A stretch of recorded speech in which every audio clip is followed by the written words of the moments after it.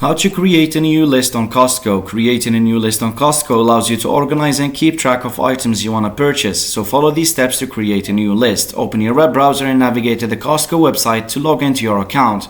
Once logged in, locate the Lists section from the Costco website. This may be found in the main navigation menu or under your account settings. Click on the Lists option to access your existing lists or create a new one. Look for an option to create a new list.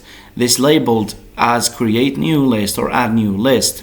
Click on it to proceed. A pop-up window or form will appear prompting you to enter a name for your new list. Enter a descriptive name for your list. If desired, you can add a description or notes to provide additional context for your list. After entering the list name or any optional details, click on the Save button to save your new list. By following these steps, you can easily create a new list on your Costco website, allowing you to organize and manage your shopping items efficiently. Thanks for watching, and don't forget to subscribe.